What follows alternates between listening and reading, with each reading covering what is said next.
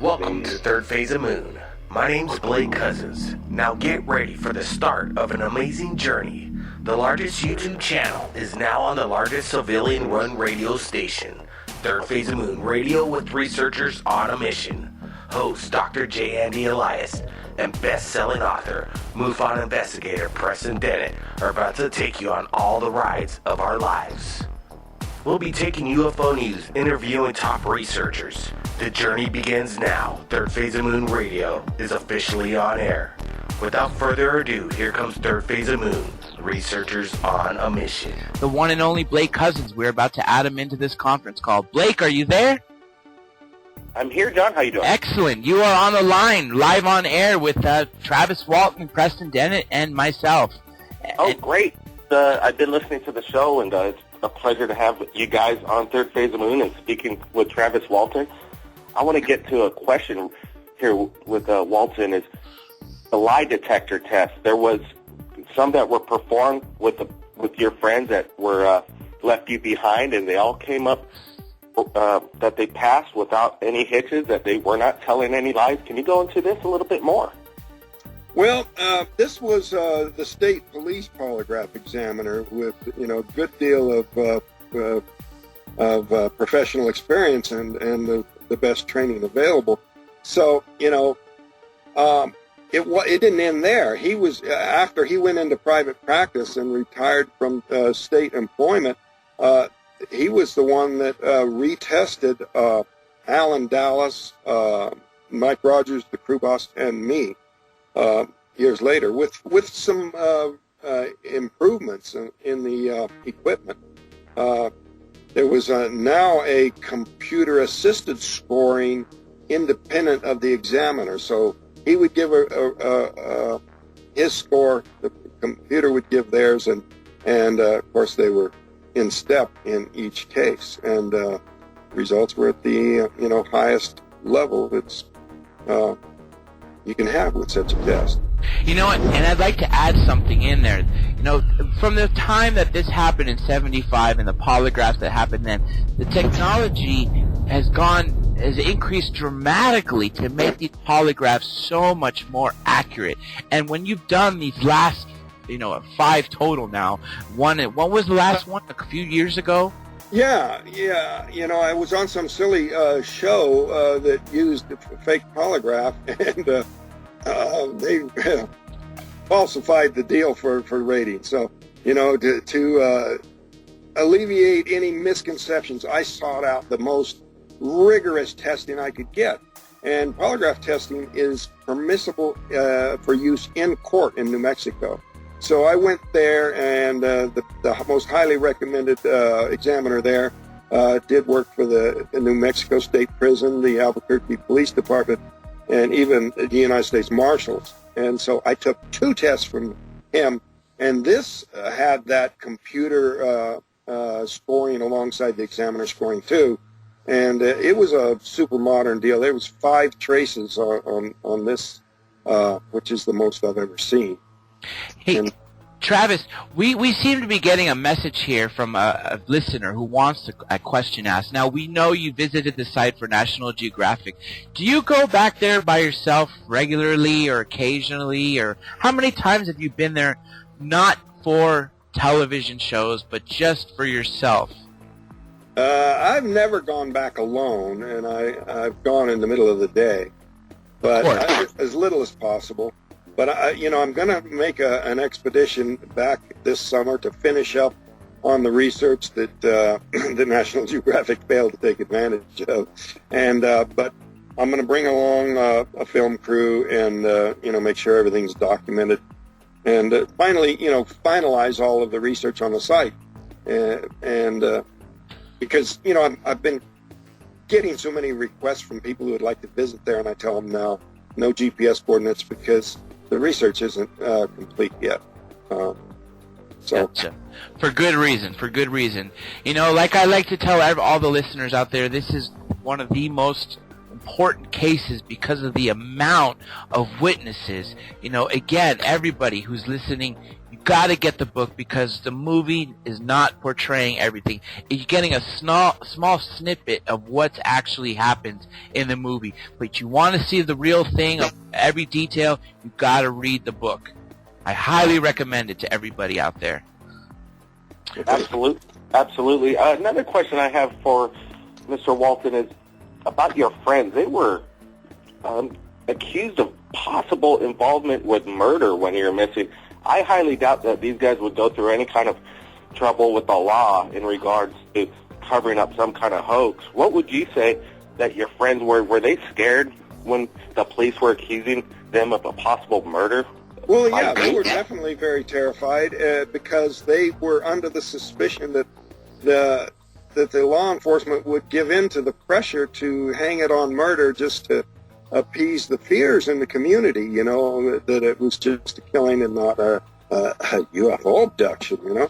So, you know, they were under a lot of pressure, and people are constantly referring them to as my friends, you know. I use the term coworkers because we weren't a bunch of buddies, and, you know, like Alan Dallas, he was kind of a black sheep of the crew, and, you know, these were people I definitely didn't hang around with, you know, off the job. It was really, we were together for the purpose of work, and it was an association based mostly on that.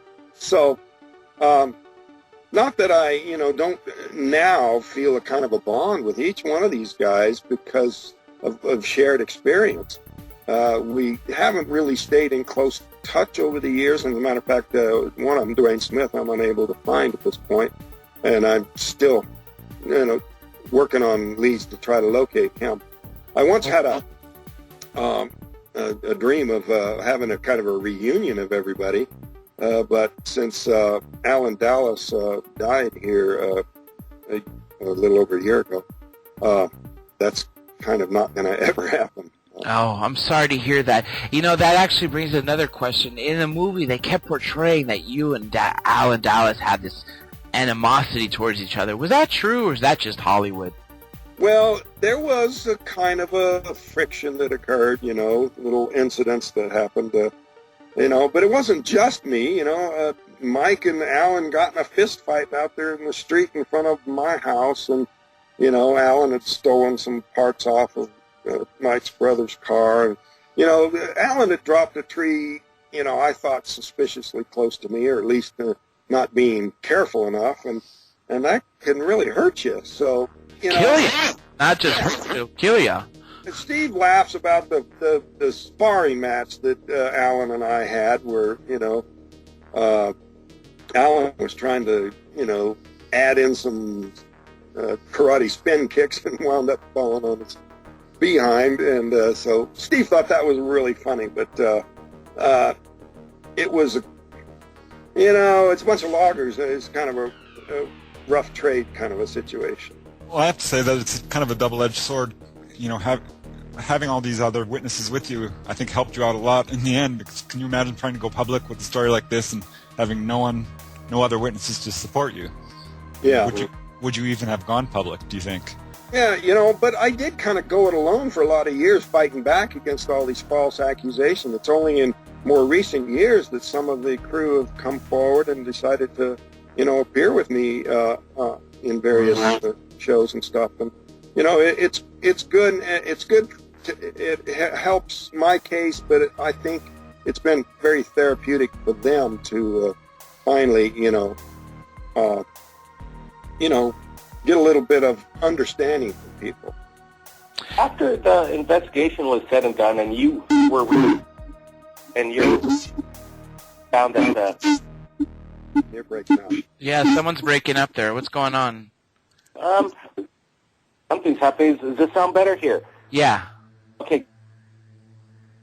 Great. You know, Mr. Walton, about the charges that were, you know, put up to your friends in murder, and then you're missing for a week. After it's all said and done, was there any recourse by the law or the government to come after you guys in regards to this alien abduction for, you know, taking up time, or did they actually come back and apologize, say, no, we were wrong, sorry about that? Nothing official from the local officials, you know, on the basis of the search. You know, the skeptics were, you know, pushing from several different quarters to try to get the sheriff to prosecute us.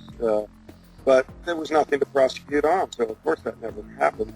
but then they came at some of the guys on the crew from another angle. You know, it was kind of a government persecution thing against Mike. It had a federal investigator come in and try to intimidate him. And he says that's been ongoing until recent time. And Steve Pierce, you know, he talks about the attempt to bribe him. He received a $10,000 offer from one of the skeptics who, you know, it now comes out possibly, you know, had some government control. Why do you suppose your case was so viciously attacked? Because it's the most threatened, you know, and, you know, these little tabloid stories about aliens meeting with presidents, you see on the front page. You know, they don't go after those. They go after the ones that are the most threatening to the cover-up. The legitimate cases. Hey, we got another question here that's coming in from the message boards here. This is a weird question, Travis, so I don't know how it's going to go, but this is what it says. Has Travis been visited by or recruited by the secret societies? Honestly, I don't know what that means, but that's a question from somebody out there who's asking. Well, you know, I there's been some rather cult-based sorts of people who tried to get me to join up, but I haven't gone to do anything like that. So, no, I'm not a member of anything, you know. And talk about recruitment. You know, there's evidence that my chief skeptic was recruited by the CIA because under the Freedom of Information Act, his FBI file came out, and it shows that he was being accused of releasing classified information, and that was turned over to. Who was that? Was it Philip Klass? That's Philip Klass. Oh wow! There's a memo in that file signed by J. Edgar Hoover, turning his case over to the Central Intelligence Agency, director to director, and that's not small potatoes. And to me, that's standard CIA recruitment tactic. We have something that we can hold over your head, and now you're going to cooperate with us. It's not like they turned him into a skeptic, of course. He was already a rabid skeptic, but he was a debunker. Yeah, I think he believed in this stuff, actually. Oh, there's some work that he did that doesn't make sense from the funding standpoint. There's no way the minor sales of his books paid for the plane.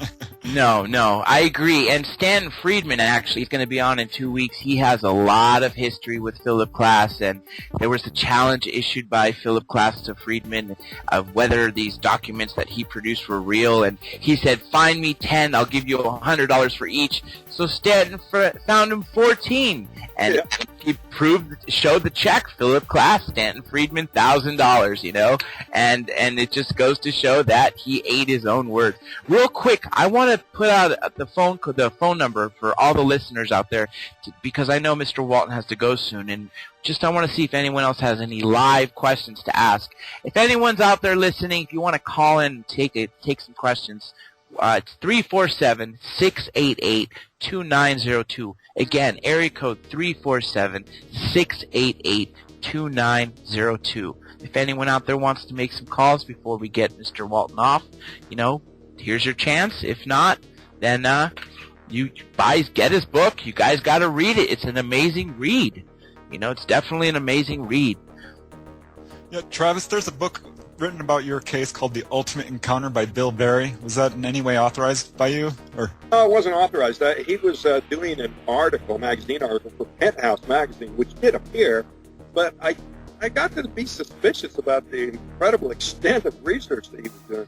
So he undercut me, and I actually published his book ahead of mine. But he's fallen off the map. The Paramount, the movie studio, really tried to find him back then, and no one, not even his publisher, knew where he was. He disappeared. And with the movie coming out, my book, and everything, you'd think he would surface. So, you know, the belief is that he's no longer alive. Travis, this is Blake Cousins. I want to ask you about your experience. If you could take it back, maybe not show up to work that day, after all that's been said and done over all the years that have passed, would you have called in sick to work that day? Well, I was kind of under the weather. I'd been out late the night before. I kind of took a break during the day, but yeah, I'd rather it never happen. And I certainly, wish I hadn't gotten out of the truck. Well, How has it changed you then? With your experience, you have the ultimate answer. We are not alone. And to me, one way or the other, whether it's traumatizing or not, at least you have the answer to that in your own mind. Yeah, and that does make me feel definitely set apart. But, some of the downside is it's not all good. But it is definitely strange to know for certain something that, even people that are accepting of the odds and, the likelihood and, they're not trying to be skeptics at all. They don't know the way we know. And that's definitely a unique perspective. This case has been going on for 38 years. You were abducted once, and obviously it's still intriguing. I saw you at the last expo, Conscious Life Expo in Los Angeles. Your room was sold out. Not only was it sold out, there were people standing against the wall. Obviously, your case is still intriguing people because of the complexity of it, and yet it was just one abduction, and I think it's just a great thing. One more time, I gotta plug in your book, because for all those out there who haven't read it, you want to know the real story, you gotta get it. Go to his website, get the book, The Fire in the Sky. You'll hear the real story, not what you saw in Hollywood. What we need is a documentary of your case made, a full-length documentary. What do you suppose? A theatrical length, it would take that much to cover a lot of this sickness validation. There's just not time to cover in any particular time. Well, that's something we'll be talking soon. Devil is due. I take each allegation that the skeptics have made and then present the information that people verify independently that they don't have the case. Yeah. It was amazing to have you on, Mr. Walton. If there's one last message you have to say to all the listeners out there and all the viewers that are going to watch this later down the line, Third Phase Moon, what would you have to say? What's your one message to everybody? I'd say the one message in reference to my case or anyone else's cases, or for that matter, political issues or any other thing. Before you form an opinion about anything, get the facts first. Yes. The true facts, which seems like a redundancy, but with today's media, you have to make sure that the facts you have are real facts. If you're getting them just from the skeptics or just from, even true believers, you really have to look at all sides of an issue and weigh and consider. But you got to do some research. You can't take people's word for things. Just like Stanton Friedman says, the noisy negativists, they just, they do their research on proclamation where basically their minds are made up. Don't bother me with the facts. This is the way it is. This can't exist, therefore this evidence doesn't exist. So that's the way it's portrayed. And it's pretty sad. Yeah.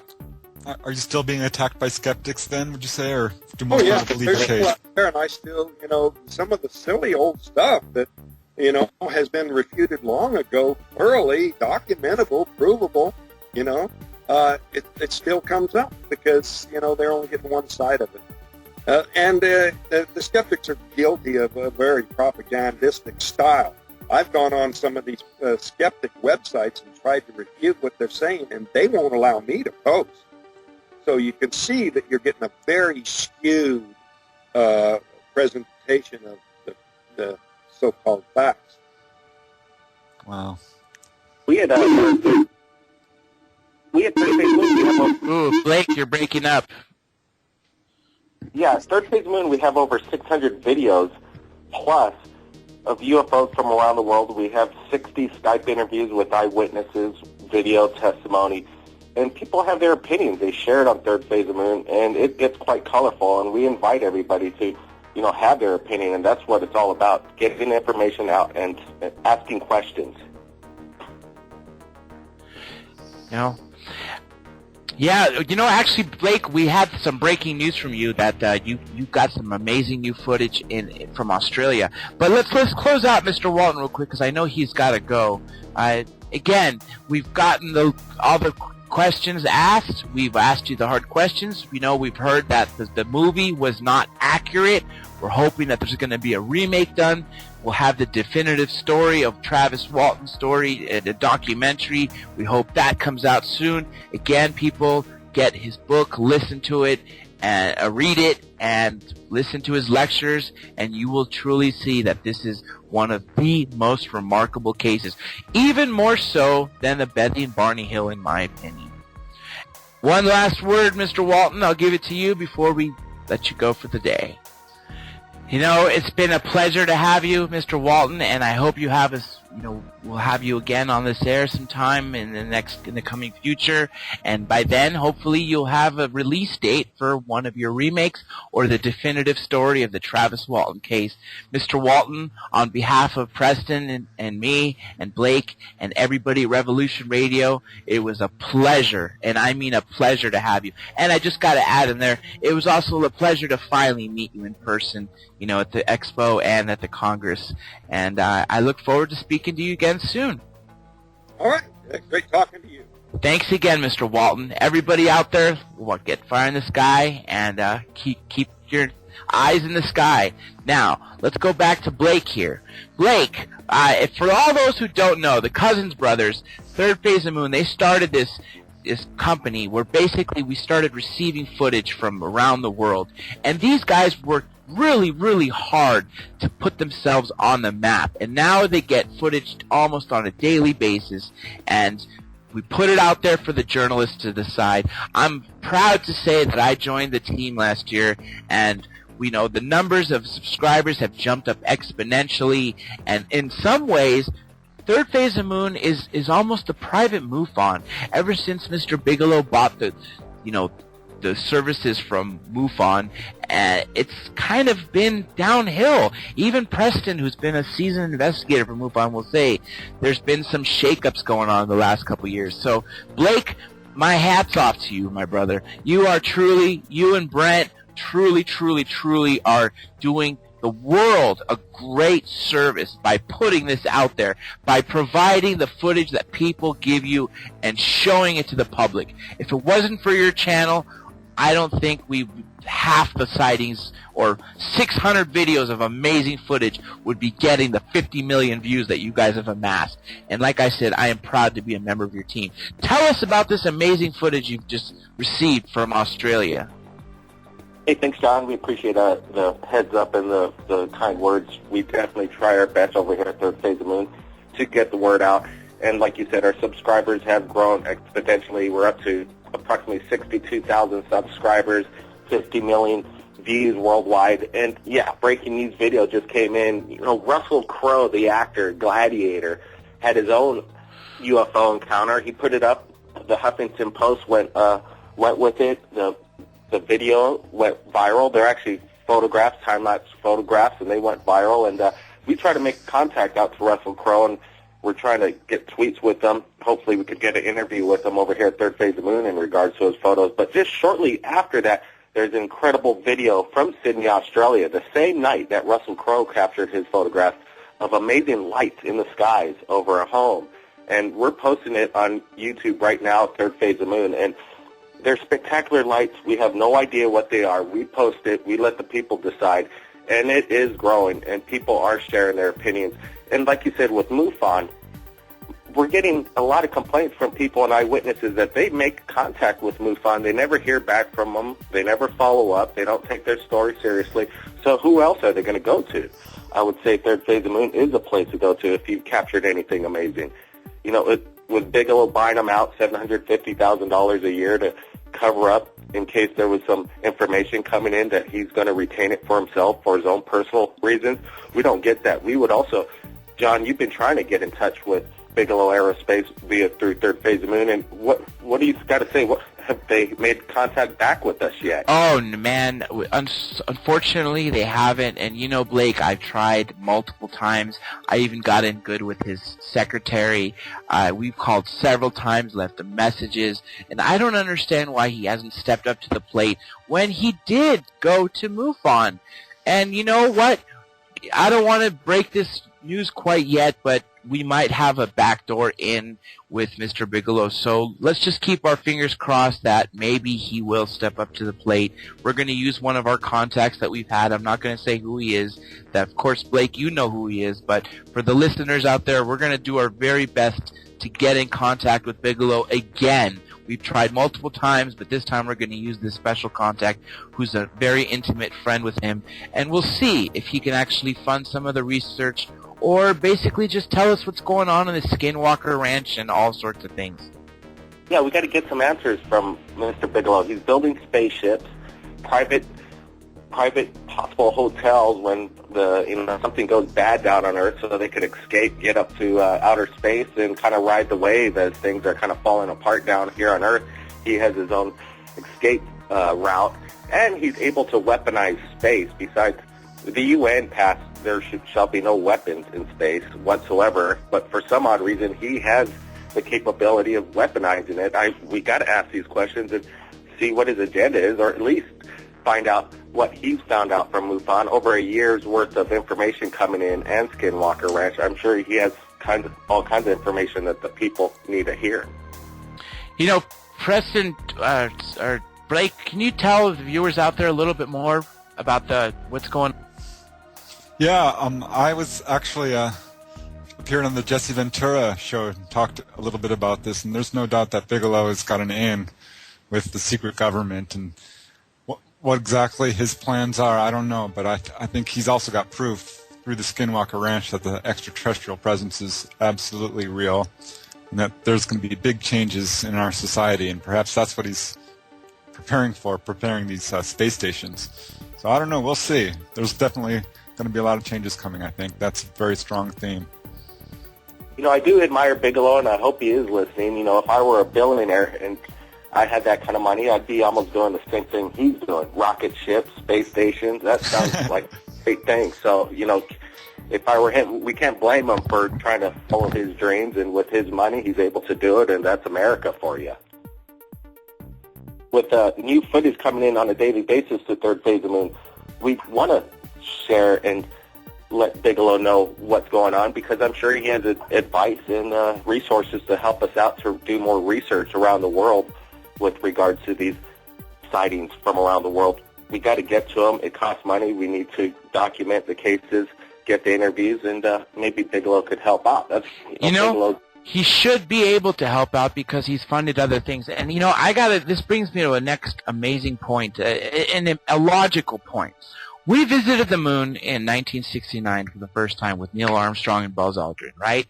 We had a couple more moon missions after that, and then abruptly they stopped. Obviously, there's a speculation that we were told to stay off the moon, and that sounds right. And here's my theory why. We have natural resources on the moon, yet we're building this International Space Station that we keep adding to. Why in the world would we have this rotating space station that we have to keep sending supplies to and keep removing debris from when we could have had a base on the moon and used the natural resources? Evidence shows that there probably could be water on the moon or some way to harness that into breathable oxygen. And yet, rather than doing that, we're doing this little floating space station. So something's going on there. And Mr. Bigelow is involved with this new company, I don't remember the name of it, that basically is the private NASA right now. And he's got this rocket, and basically he's building his own space station if it's not already built, which to do so, obviously you got to have the approval from the highest forms of the government. So the U.S. government obviously approved him to have his own little space station up there, and something's going on. Just like Jesse Ventura said in the conspiracy theory, if things hit the fan, if I don't want to say the bad word, but if things hit the fan on Earth, him and his cronies will get on this little ship and get off the planet. And you know what? That sounds like a very feasible idea of why he would have his own space station and his own rocket ship. Sounds like fun. Like I said, if we had the money, I think boys like their toys. And wow, you can't get better than a toy rocket ship actually going in outer space. And it's quite incredible. You know, it's been over 40 years since we've been to the moon, and technology's surpassed 10,000% since then. Why haven't we been back any sooner? And we do plan on going back, but I wonder what the delay is. You know, and China's going back, and we're not. And all of a sudden, Obama canceled NASA, so now he put it in the private sector, which is bad because a civilian-run space agency is no longer around, which is terrible. And now it's going to be in the private hands, which means nobody has to report to anybody. So whatever they're doing, there with SpaceX, which that's the name I was trying to think of, that's the corporation that has the private ship, which was in the news not too long ago where they successfully made it into space with their ship, and they don't have to account to anybody. And that's a scary thought, that they... The great thing about NASA is they worked, the technology was developed, and it trickled down to, the citizens, the internet. Cell phones, all this stuff was created by NASA and the military, and it trickled down. But once it's in private enterprise, wow, they're just going to keep it all for themselves. Yes. What's an irony of it is this a regular calculator actually has more computing power than the LEM, the lunar module. I think that's just a funny thing that how technology has gone. Philip Corso was a big person who worked in a colonel who was in the Pentagon, and he was tasked with bringing alien artifacts and seeding them into the public, and he's credited for creating night vision, which came off the alien lenses from an alien body, from lasers, which came from a cutting tool, which they surmise is a surgical tool from the aliens. Maybe that's what they use to cut into the cattle. And then right, and don't forget the integrated circuit, yep, fiber optics. The fact that we're using cordless in cell phones, that all comes from Philip Corso. IBM. This is just the tip of the iceberg too. I think most of the technology is being suppressed. So what we have is really just the most primitive of stuff. And what's ironic is most people got these little smartphones, these iPhones, which are basically computers in their pocket. They're computers with camcorders and iPods and everything in one. If the civilians have this, can you imagine what kind of technology the Navy SEALs are using? I cannot even imagine. And remember, I don't know who this person was. It was some guy, a famous aviation expert, who basically said that in the Nevada ranch, there are things that would make George Lucas envious, basically implying that Star Wars and Star Trek, everything that you saw technology there-wise, is nothing compared to what we really have. And I'm really curious to find out what will come of that. I hope one day that we will actually be hearing about all this. But, it seems like we're going to be running out of time in about 15 minutes, and I'd like to talk a little bit about Third Phase of Moon. First, here at Revolution Radio, freedomslips.com, we would like to issue a challenge for all you listeners out there. We want the best footage. We're going to have two categories. One, we're looking for the best UFO footage. The second, we want the best footage of an alien being, or a chupacabra, or anything anomalous, even if it's a ghost. Two categories.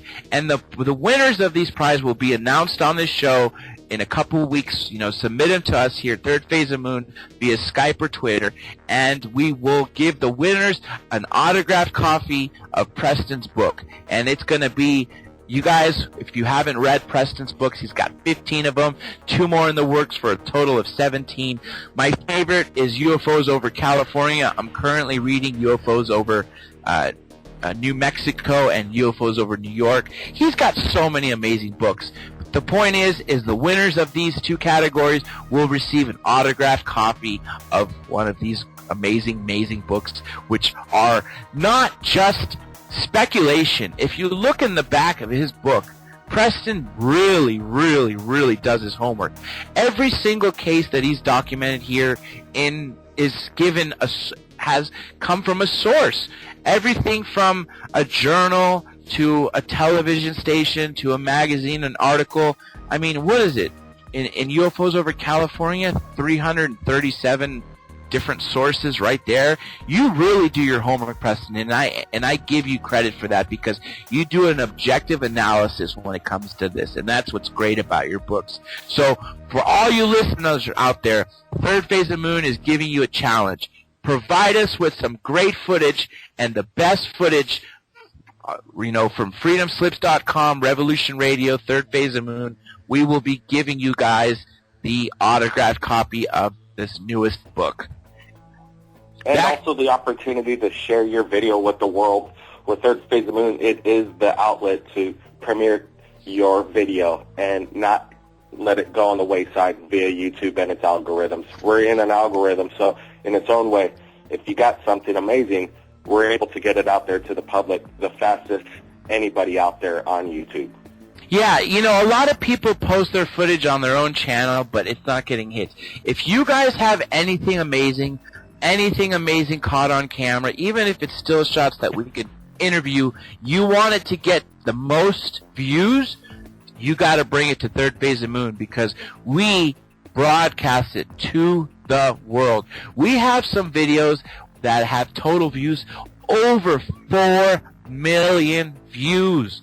4 million views. That's an astonishing number, considering that some of the top ufologists who present some of their footage get less than a couple thousand, some in the hundreds. That's nothing compared to the million. So if you guys all out there listening to this, we want this contest to go on. We'll give you guys 3 weeks to come up with the best footage, and there'll be runners-up. We'll come up with that. We would just want to see what's provided, and make sure when you provide it to Third Phase of Moon, you provide it and you say that this is for the contest from Revolution Radio. Preston, you got anything else you want to talk about before we go back to Blake and close out the show soon? Just want to thank you for the kind words. It's great doing this show with you. I had a blast talking with Travis Walton, and I'm really excited about all the things we're going to be doing, and hope people do send in their footage. I know there's a lot of people out there with evidence and don't know what to do with it, and I think this is a great idea.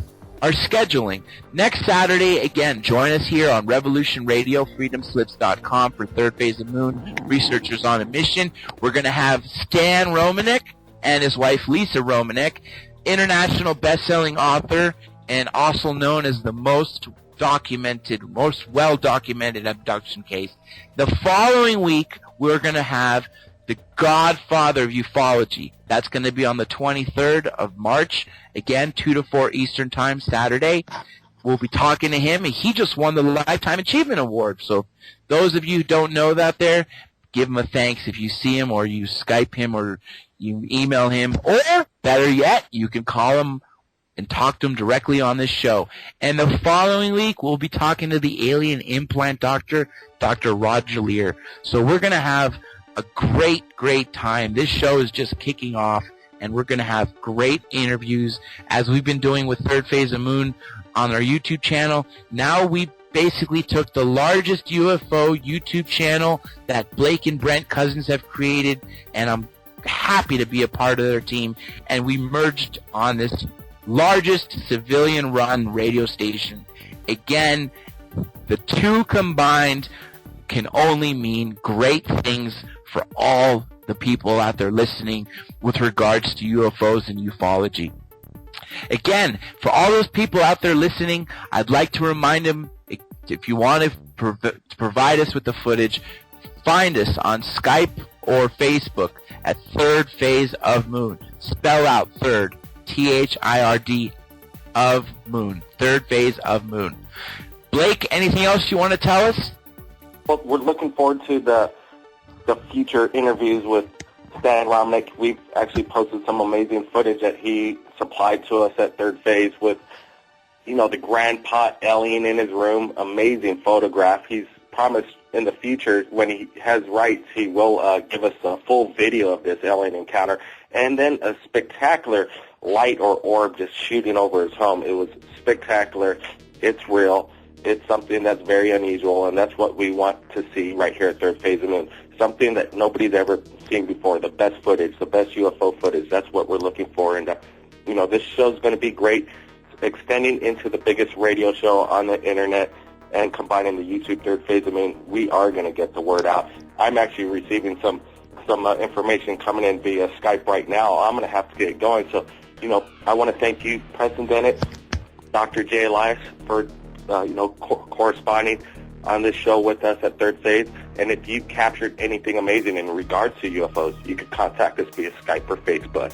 My name's Blake Cousins, and we'll see you again next time. Thank you, Blake. And it was a pleasure speaking to you, and I'm sure next week we'll have you on again, as always.